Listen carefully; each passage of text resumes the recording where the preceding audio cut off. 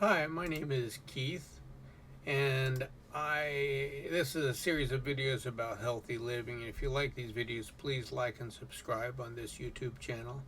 This video was created back on March 16th of 2022 to share information about Medicaid and understanding Medicaid. At the time, I was serving as the navigator lead for the Affordable Care Act for Brevard County, Florida. So Medicaid is something that a lot of people know about. Everybody hears about it, but it's it's something that a lot of people really, other than just hearing about it, don't know much more than that. Other than people know that it's for low-income individuals, but unfortunately, in Florida and a lot of other states, it's for low income, but it's only for those low income that qualify in certain ways. So going to applying for benefits. All right, so now you see the access to benefits. So the first one is, am I eligible? So you click on there and go to this spot where am I eligible? And this is a nice little tool that can be used to help people, even without doing the application, to see if they're eligible. And Morgan, give me a first name. A first name, my first name, or a fictitious person? Any first name, could be yours. Okay, so you could use me, Morgan. And an age. I'm going to be 32. I don't believe it's gender, female. Do you intend to file income taxes? Oh, that's perfect for you. Yes. How many people in your home? Don't forget to count yourself. Okay, I'm going to put 3. Of those, how many are under 21? I'm going to pretend 1. Okay, and you live in Brevard County. Mm-hmm. Okay, so the other people in your home, first name, Okay, let's put Carlos. age. Let's put 42. This person is married to, Me. and then the other person. Okay, I'm going to put Pepe, Pepe. That's my dog's name. All right, and age. Let's say 3 years old. And child of. Yep. Both of us. Well, the child wouldn't be filing taxes, so. Okay. No. All right, so check the box for anyone who is claimed as a dependent for Morgan. That would be Pepe. Anyone who's pregnant? No one? No one. Okay. And anyone who is blind or disabled? No one. Anyone who's living in a nursing home? No one. Not yet. I know. Anyone who may need to move to a nursing home or needs in-home health care? No one. All right. Please tell us if anyone in your home has Medicare for 65 or older, Nope. blind or disabled. All right. Mhm. How much money do you and other people in your home earn before taxes or anything else, or before taxes or anything else is taken out of pay? So please check the box of the one who has a job. So who do you want me to check first? Okay, so let's say that only one person works, and that would Okay. be me. And let's say I make 38,000 a year. Okay, well, I've got to determine what the income is first. So it is, where's regular job? This is just asking if you get cash from any of these other locations. So it's probably no, Okay. right? Correct. So this is where we put it in. You said 38? Yes. And how much do you and the other people in your home pay for rent or mortgage and Okay. property taxes? And property taxes all in one combined? Yeah, it's either rent or mortgage and property taxes. Okay, so let's say let's say for rent, we pay $2,000 a month. At one time, that would have been unheard of, but that's not unheard of anymore. Do you have separate heating or cooling? No. For 2,000 a month, you better not. Childcare, any money that's paid to someone to take care of the children. Let's say yes. Okay, so that you're the only one working, so it would have to come out of yours. So how much are you paying? Let's say $300. Is it a month or Per month. monthly? Per month. Per month? Let's say $500 per month. All right, how much of these people have to pay court-ordered child support for children who do not live in the home? None. And how much do any of these people pay alimony for people who don't live in the home? None. And how much do these people pay in adult childcare for people who don't live in the home? None. Okay, how much do these people pay in medical expenses per month? Per month, so let's say it is $100 per month. You're getting off easy compared to me, so. Assets, so how much do these people have in assets? Assets would be any savings or checking accounts, IRA accounts, other resources, stocks, bonds, cash on hand. Okay, so let's say $2,000. And I'll just put that under you because you're the one with the income. Oh, Andrea saying that you put the daycare money Mhm. in the incorrect spot. Oh, let me go back. How much do people in home pay for childcare for each of these children? If no one pays for childcare, leave them out. Yeah. So you're the one that pays the childcare for the child. So it would be there. Okay, All right, so Carlos is legally married to Morgan. Pepe is child or stepchild of Morgan. Morgan claims Pepe as a tax dependent. Household gets 36,000 a year. Household pays 2,000 each month for housing, pays 600 each month for other expenses such as childcare, medical, alimony, adult care. Household assets total value of 2,000.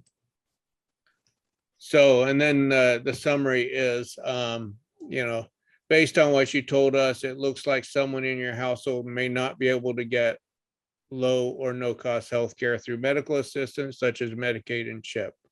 Medical assistance program will pay for most services you get from state approved healthcare, et cetera, et cetera. So you're not eligible for that. Based on what you told us, it looks like someone in your household may not be able to get assistance to buy food each month. So you're not eligible for food stamps. And also you're not eligible for cash assistance. So basically that's the summary page that tells you what you are or are not eligible through DCF. So when you're applying through Medicaid, you're actually also applying for food stamps and cash assistance on that site. So then at the end, you can apply, you can print your summary or apply online. We're not going to apply. So I'm going to go back to the beginning. Darlene is saying that you put 38,000 a month and not a year. Did I? I'm not surprised. I don't do this. I don't do this every day. Like I'm going back to the, thank you.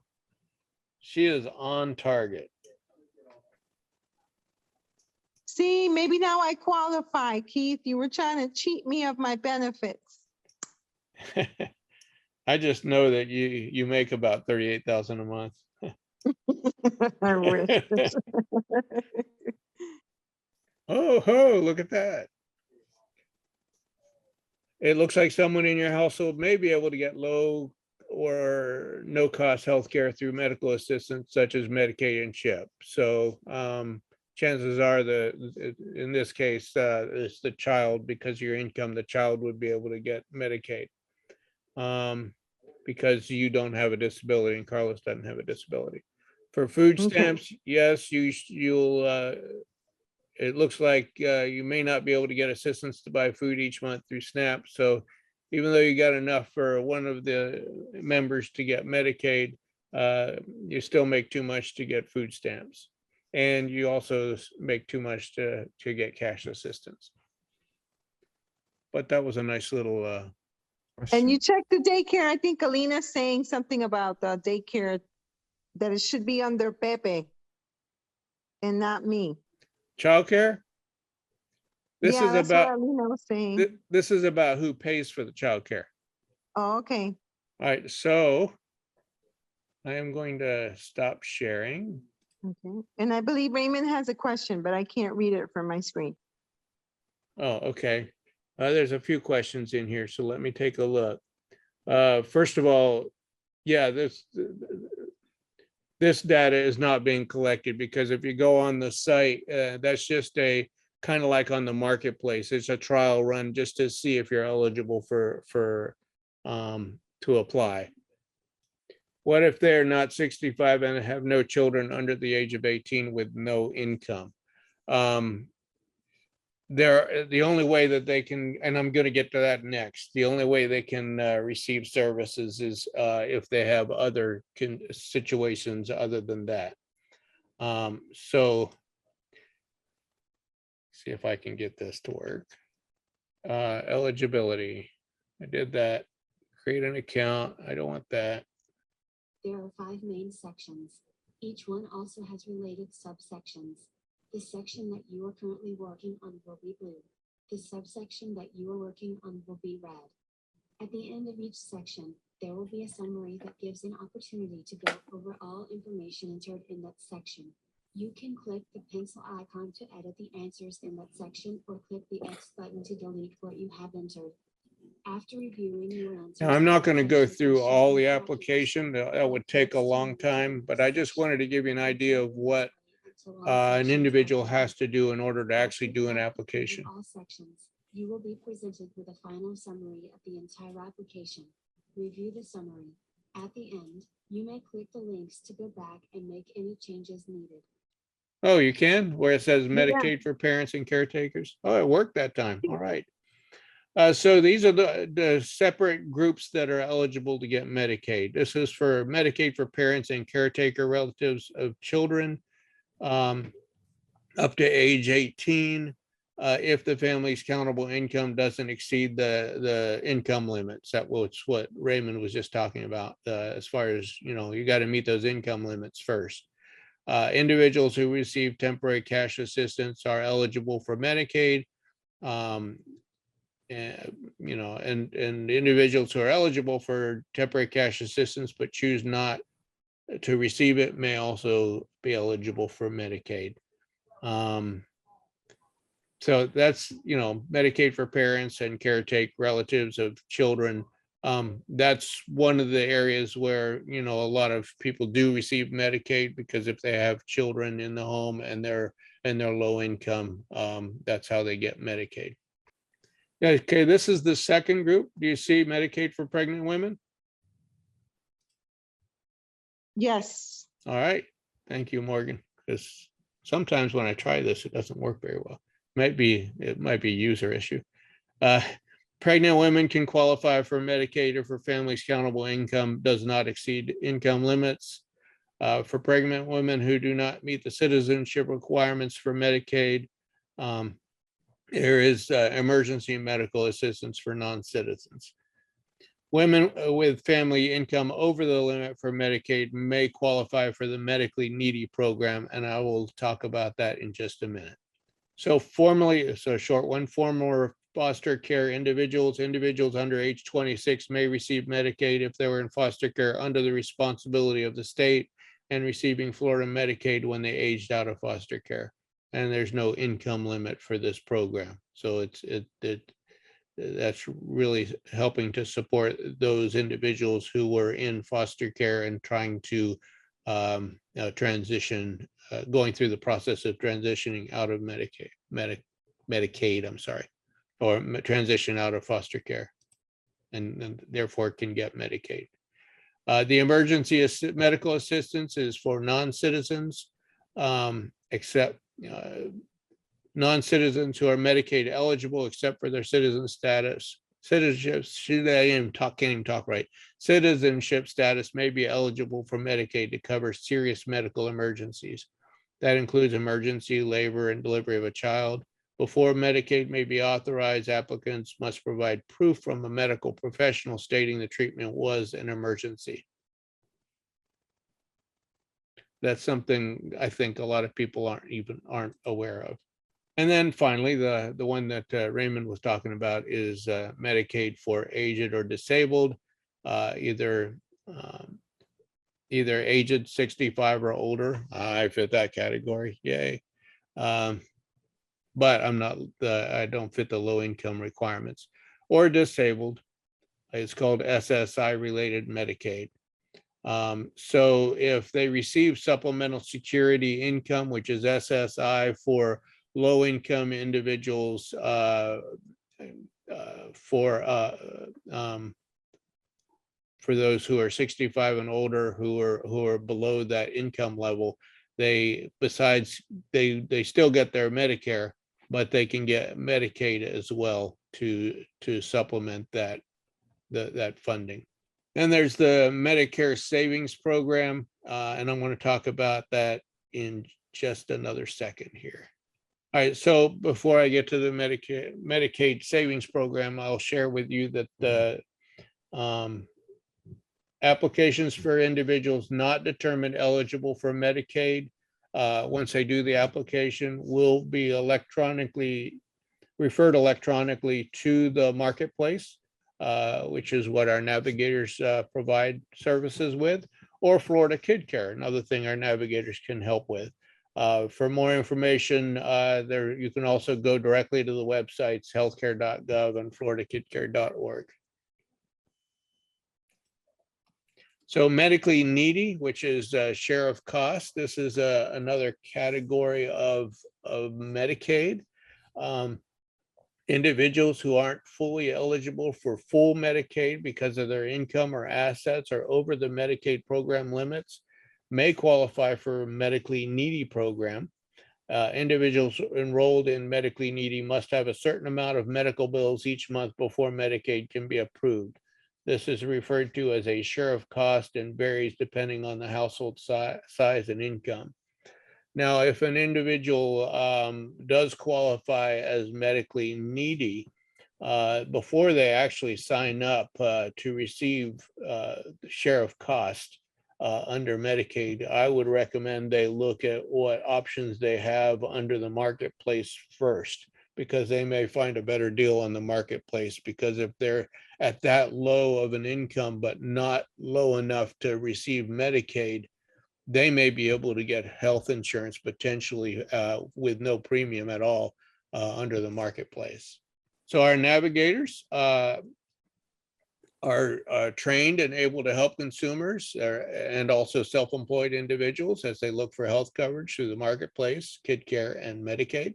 They can help with completing eligibility and enrollment forms, but they are required to be unbiased. That means they can't tell individuals what plans to sign up for. The individuals and their families choose that themselves, and their services are free to consumers.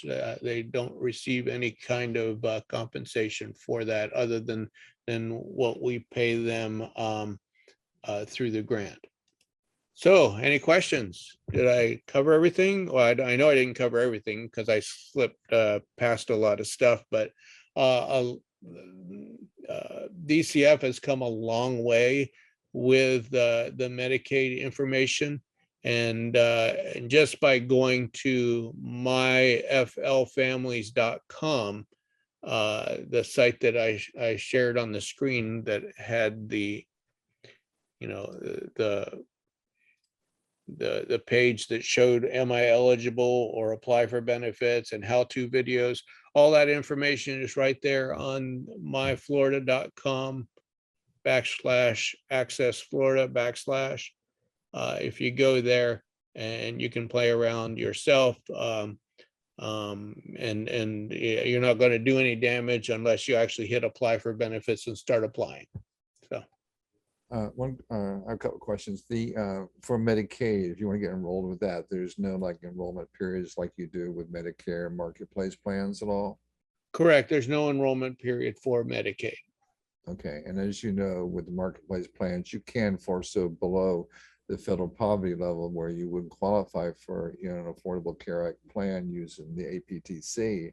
So, but you would be able to be qualified for a Medicaid plan. You think you can't get, we talked about 138 being, the over limit, but there's no under limits to Medicaid that you're receiving no income, zero income. You can get No, Medicaid. there's not, as long as they have, one of those other listed items that I mentioned. Okay. And does it vary from county to county, or is this just all across the Yes, board it county? varies. Well, no, it doesn't vary so much from county to county as it does from state to state. Each state has its own guidelines for how they manage the Medicaid and Florida Kid Care. Okay. All right. And we have I'm sorry, we have a question about our outreach efforts for re-enrollments. Yeah, so again, for enrollment or re-enrollment, just the best thing to do is to go visit one of our navigators. And rather than, because they're at so many different locations, rather than sending you to a location, the best way would be to call that number and the navigator can help you with re-enrollment. But that does bring a good point up, because a lot of people just allow the plans that they sign up for to automatically re-enroll you, and that isn't necessarily the best way to go. Let me stop sharing so I can quit talking to the questions screen here. So instead of just allowing your plan to automatically re-enroll, which will happen, that gives the opportunity for the insurance companies to keep you at that same level of payment, premium payments, et cetera. Whereas when it's time to re-enroll, if you go to the marketplace or to a navigator, you may be able to find the same plan or even a better plan that's better for you and cheaper for you. So it's always best to take another look every year. Another question about eligibility. Beyond income, are there any eligibility, like maybe somebody was recently, they were incarcerated, they were released, or maybe they just moved to the state of Florida? Are there an undocumented immigrant or anything like that? Are there any eligibility issues with Medicaid for those type of people? Yeah, so for Medicaid, they would have to be a citizen. The only time that they could get assistance under Medicaid as a non-citizen would be in a life and death or emergency situation or a birth of a child. So if they're a green card, they couldn't get a Medicaid then? Yeah, no, I'm saying a non-citizen, a green card would be considered a Okay, a US citizen, resident. a Okay. legal resident, or I should Yeah, say. okay, got you. Thank you. Keith, excuse me, Keith, I just wanted to say something. The marketplace today, I had somebody under a special enrollment, and still not taking. I could not enroll her even though she was under 150% of federal poverty level. And when I called them, the lady said, "No, you can't. She can't enroll now." And I had to argue with her that she was supposed to get, that this was a new thing.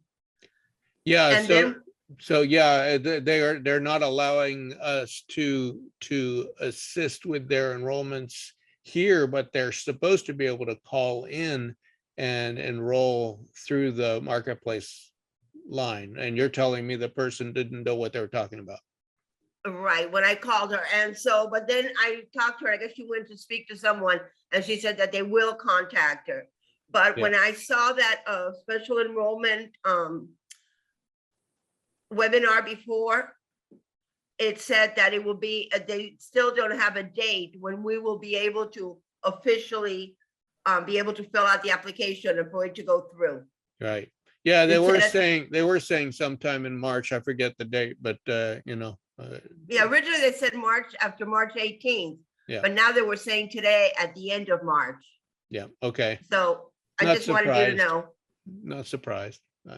What Alina is referring to is under the marketplace, they have expanded the ability for individuals who make between 100 and 150% of federal poverty level to sign up for insurance on the marketplace, whether or not they have a special enrollment situation.